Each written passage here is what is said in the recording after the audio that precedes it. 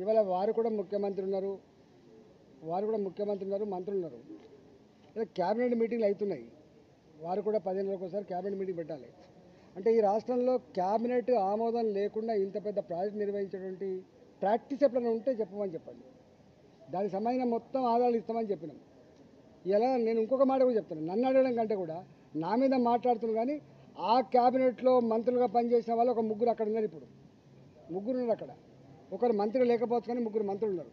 నేనేమంటున్నా అంటే, నేను సూత్రప్రాయంగా బ్లంట్గా చెప్తా ఉన్నా, కేసీఆర్ ఇట్లాంటి ఇష్యూస్ అన్నీ కూడా క్యాబినెట్లో పెట్టకుండా ఆనాడు కాలేదని చెప్పి 100 సార్లు చెప్పి, నేను ఆనాడు మంత్రిగా ఉన్నా కూడా చెప్తున్నా. ఇప్పుడు బీజేపీ ఎంపీగా చెప్పట్లేదు, నేను ఆనాడు ఆర్థిక మంత్రిగా చెప్తా ఉన్నా.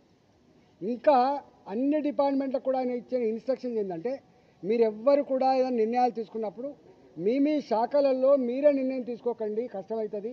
అవన్నిటినీ కూడా క్యాబినెట్ తీసుకురండి, క్యాబినెట్ ఆమోదంతో మాత్రమే చేయమని చెప్పేటువంటి మాట తప్పైతే నేను దేనికంటే దానికుంటా, రాజకీయాలు తప్పుకుంటా.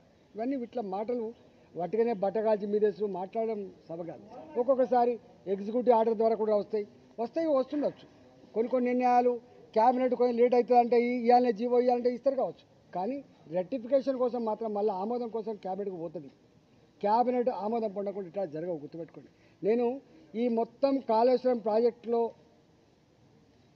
ప్రాజెక్టులో అంతకు వేరే ప్రాజెక్టులు ఏవైతున్నాయో అవన్నిటి సంబంధించిన డాక్యుమెంట్స్ అన్ని కూడా మీ పేపర్లకు కావాలితే మీకు పంపిస్తాయి. ఇప్పుడు విచారణ జరుగుతూ ఉంది కాబట్టి పంపుతుంది. కానీ తప్పకుండా డాక్యుమెంట్స్ అన్నీ కూడా మీ ప్రెస్ వాళ్ళకు పంపిస్తా. మీరు మొత్తం స్టడీ చేయండి, దాన్ని మొత్తం బయటపెట్టే ప్రయత్నం చేయండి. మొన్న నేను TV9కి పోయినా, నేను చూపించిన ఇది ఉంది, మీరు ప్రసారం చేయమని చెప్పి.